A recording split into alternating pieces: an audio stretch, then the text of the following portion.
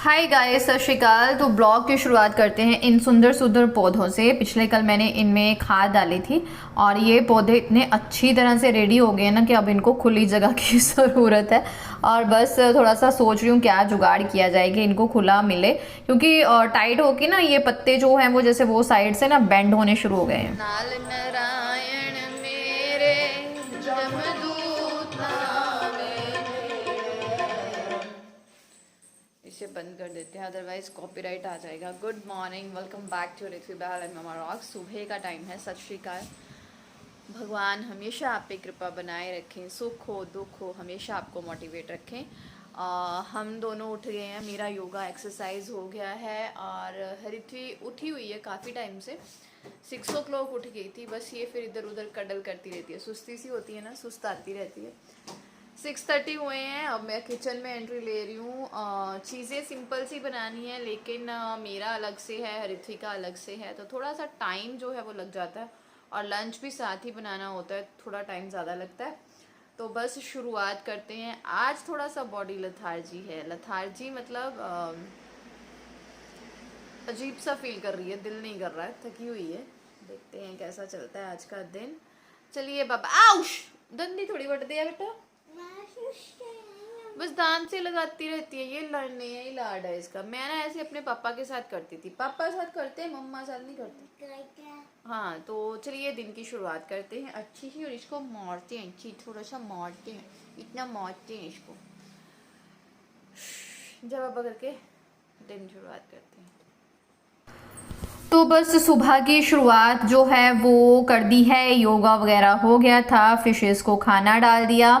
और मैंने इडली डोसा का बैटर आपको पता है कि एवरी वीक रेडी रखती हूँ। तो बस 1-2 मील जो है रिथवी के ब्रेकफास्ट उसमें से ही हो जाते हैं। कभी अप्पे बना दिए, कभी इडली बना दी, कभी डोसा बना दिया, कभी उत्पम बना दिया। तो वैरायटी ऑफ फूड उसमें से रेडी हो जाता है। और दूसरी चीज़ ये होती है कि क्विक मील होता है। बच्चों को समटाइम्स क्विक मील ज़्यादा अच्छा लगता है।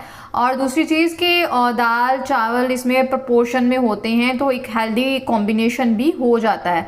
और फर्मेंट किया इस तरह से खाना बहुत ही हेल्दी होता है बच्चों के लिए। दैट्स वाई ये एवरी वीक मैं संडे को जो है वो रेडी करके रख लेती हूँ। तो बस आज अप्पे बन रहे थे और इडली डोसा का बैटर रखा हुआ था, उसमें नमक वमक डाला और उसमें थोड़ा सा राई का तड़का डाला। और जो है अप्पा मेकर में मैंने अप्पे रख दिए। जस्ट 5 मिनट में ये रेडी हो जाते हैं, क्योंकि ये जो है पहले से ही फॉर्मेट था बैटर, तो इसमें मैंने इनो वगैरह बिल्कुल नहीं डाली। थोड़ा सा ठंडा करने के लिए मैंने प्लेट में अप्पे डाल दिए। और रिथवी के फ्रूट में आ जा रहा है गावा, बहुत ही अच्छे गावा मार्केट में आए हुए हैं पिंक कलर के अंदर से। और बस अप्पे सारे डाल दिए। और आपने पूछा था क्या फॉयल पेपर वगैरह में ये चीज़ें क्यों नहीं लपेटते, और रुमाल तो गंदा हो जाता होगा। तो हो जाता है, दैट्स ओके यार, उसको धो लेती हूँ मैं, ऐसा कुछ नहीं है। बस पेपर और फॉयल पेपर जितना अवॉइड हो सके मैं उतना ज़्यादा रिथवी के खाने में अवॉइड ही करती हूँ। तो बहुत सारे छोटे छोटे इस तरह से हैंकीज़ जो हैं वो मिल गए थे मुझे मार्केट से, बहुत सुंदर सुंदर डिज़ाइंस वाले। तो मैं ले आई थी और बहुत सस्ते भी मिल गए थे मुझे, क्योंकि मैं होलसेल पे ले लेती हूँ। फिर 2-3 बंडल शॉप पे भी चल जाता है ये सारी चीज़ें।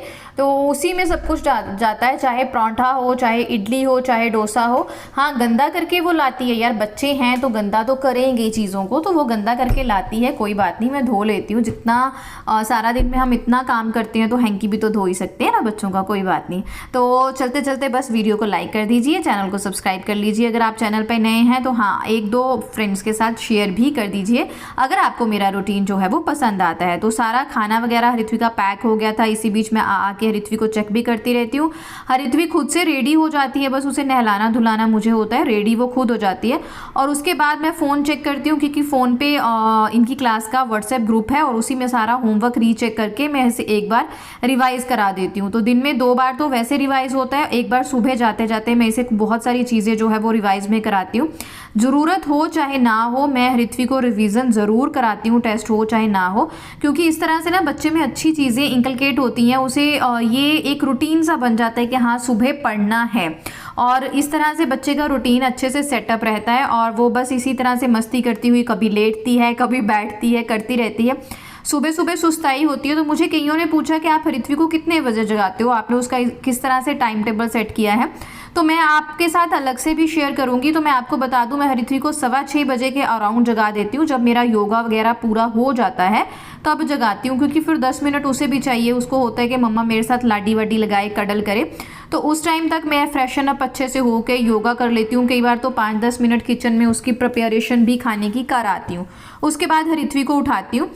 उसके स्कूल जाने से 2 घंटे पहले मैं उसको उठा देती हूँ। गाइज, मैंने आपके साथ बहुत बार शेयर किया है कि इससे क्या होता है, जब बच्चे को हम जल्दी उठाते हैं, एक तो उसका रूटीन बहुत अच्छे से सेटअप रहता है, फ्रेशन अप अच्छे से जाता है, अपना स्टूल पास कर लेता है। फिर मेरे को टेंशन नहीं होती कि यार उसे स्कूल जाके कहीं मोशन ना आ जाए, ऐसी मुझे कोई टेंशन नहीं रहती। दूसरा, अच्छे से नहाता धोता है, अच्छे से खाना खाता है, ब्रेकफास्ट फुली ऋत्वी अपना टम्मी फिल करके जाती है प्रॉपर। अगर हम बच्चे को उसी टाइम पे सडनली उठाते हैं ना, तो फिर नहाने धोने में भी प्रॉब्लम होती है और बच्चे का ब्रेकफास्ट भी प्रॉपर नहीं हो पाता। बच्चा बुझा बुझा स्कूल जाता है, सुस्ताया सुस्ताया। क्योंकि ऋत्वी अब इतनी जल्दी उठी होती है, तो 8 बजे तक, जब तक उसकी 8 सवा 8 बस आती है, तब तक वो एकदम से फ्रेश हो रही होती है। उसे कोई ऐसी प्रॉब्लम नहीं होती कि उसको सुस्ती आ रही है, नींद आ रही है, या उसने अच्छे से नाश्ता नहीं किया। तो प्रॉपर सा एक ना उसका भी रूटीन मैंने सेटअप किया हुआ है। कभी कभी उसका दिल करता है तो वो योगा भी करती है, एक्सरसाइज करती है, लेकिन अभी उसको मैंने इस चीज़ में बांधा नहीं है। तो ऋत्वी को सारी रिवीजन करा दी। उसके बाद वो अपना कुछ खेल लेती है, कुछ ड्राइंग करनी हो ड्राइंग कर लेती है, या फिर उसके बाद वो अपना फ़ोन देखती है। तो इसी बीच में आके जो भी किचन में बर्तन होते हैं वो कर देती हूँ, और बाद में गैस साफ़ करती हूँ। गैस वगैरह साफ़ करने के लिए सबसे पहले मैं गीला कपड़ा, सूखे कपड़े से आटा वगैरह झाड़ के गीले कपड़े से सफाई करके, उसके बाद क्लीनर लेती हूँ जो मेरा होममेड है, और उससे मैं जो है वो सारी सफाई कर देती हूँ। और बस यही मेरा किचन का काम ख़त्म है। अब मैं पूरा दिन किचन में एंटर तभी करूँगी जब ऋत्वी स्कूल से वापस आती है, तब मैं आके अपनी किचन को फिर से साफ़ करना शुरू कर देती हूँ, है ना। फिर सारा दिन तो मुझे शॉप पे ही रहना है। तो यहाँ पे मैंने सारे कपड़े वगैरह उठा लिए थे। तो आप सोच सकते हो, देख लीजिए, ऋत्वी के स्कूल जाते जाते ही मैं अपना सारा काम ख़त्म कर लेती हूँ। इस तरह से मैं उठती हूँ। 8 बजे तक मेरा सारा काम जो है ऑलमोस्ट ख़त्म होता है। तो जितने भी सूखे कपड़े थे उनको मैंने तय लगा ली, और ये सारे काम मैं ना ऋत्वी के पास करती हूँ, उससे बातें करते करते। या मैं आपको बता दूँ तो मैं चोर नज़र से ये देखती हूँ कि वो फ़ोन पे क्या देख रही है। बहुत सारी रिस्ट्रिक्शंस हमें बच्चे पे लगानी पड़ती हैं, क्योंकि जो इलेक्ट्रॉनिक गैजेट आजकल आ चुके हैं वो बच्चे बहुत ज़्यादा देखते हैं। तो एक उन पर रिस्ट्रिक्शंस लगानी, लिमिटेशन उस चीज़ की रखनी हम मदर्स के लिए बहुत डिफ़िकल्ट हो जाती है। लेकिन मैं तो बहुत मतलब ना इस काम में कमीनी हूँ। मैं तो ये भी चेक करती हूँ कि उसने यूट्यूब पर क्या देखा, क्या देख रही है सब। और इस टाइम पे मैं ऋत्वी को छोड़ के आ जाती हूँ, बस वगैरह चढ़ा के उसको आ गई हूँ। और आने के बाद मैंने यहाँ पे वॉशरूम्स जो है वो साफ़ किए। ये काम मैं करती हूँ नहाने के एग्जैक्ट पहले। तो यहाँ पे वॉश बेसिन वगैरह साफ़ किया, और टॉयलेट को साफ़ करने के लिए मैंने डोमेक्स आजकल यूज़ करती हूँ। हार्पिक से ज़्यादा मुझे डोमेक्स अच्छा लगता है, बहुत अच्छे से सफाई हो जाती है। और वॉश बेसिन साफ़ करने के लिए गाइज मैं रेड हार्पिक यूज़ करती हूँ। लेकिन ध्यान रखिए, कभी भी घर के कपड़ों में ही करें। ऐसा ना हो कि आपने सूट वगैरह डाल रखा हो तो आप रेड हार्पिक यूज़ करें।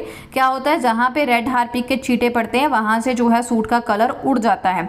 तो सारा कुछ धोने के अच्छे से मैंने बाद में अपने हैंड वगैरह वॉश कर लेने हैं। तो यहाँ पे जो है वो मेरा वॉशरूम वगैरह, वॉश बेसिन वगैरह साफ़ हो जाता है, और मैं नहा धो लेती हूँ। उसके बाद मैं करती हूँ अपना पूजा पाठ, और उसके बाद आती हूँ किचन में अपना नाश्ता बनाने के लिए। क्योंकि आजकल मैं एक रिस्ट्रिक्ट डाइट फॉलो कर रही हूँ, डॉक्टर द्वारा सजेस्टेड। क्योंकि मुझे अभी वो चीज़ें मैं आपके साथ बाद में शेयर करूँगी।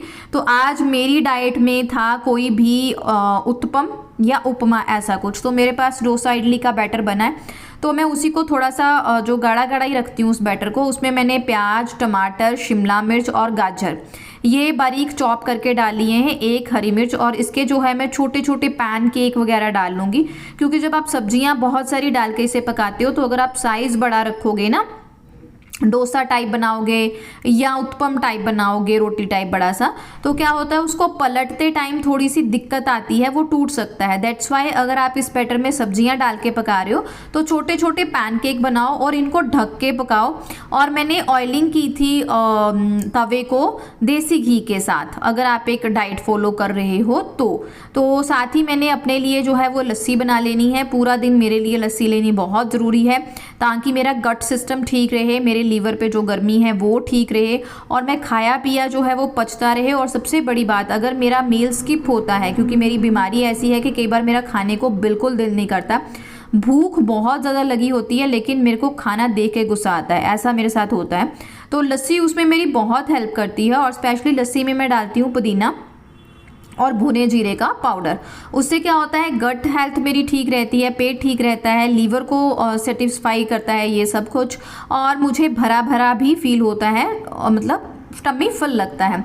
उसके साथ ही एक साइड पे उत्पम बन रहे थे और जो छोटे छोटे बर्तन होते हैं वो मैंने धो के फिर ही शॉप पे जाना है। ऑलमोस्ट हर छोटी छोटी चीज़ की क्लीनिंग करके ही मैं शॉप पे पहुंचती हूँ, ताकि शॉप पे जाके ना मेरा ध्यान जो है वहीं पे हो, घर पे ना हो। मतलब ऐसा ना लगे कि हाय ये काम रह गया, वो काम रह गया, ऐसा कुछ ना हो, इस तरह से होता है। तो साथ साथ मेरा नाश्ता बन रहा था और आंटी भी यही थे। तो और मैंने आंटी को बोला कि आंटी आज तो मैं आपको ये खिला के ही भेजूंगी, क्योंकि आंटी को ना डोसा वगैरह इतना ज़्यादा पसंद नहीं है और वैसे भी मेरे खाने में मिर्ची बिल्कुल नहीं होती। तो मैं उनको खाने का पूछती भी नहीं हूँ कि आंटी आप खाना खा लीजिए, क्योंकि मेरे में मिर्ची मसाले बिल्कुल नहीं होते।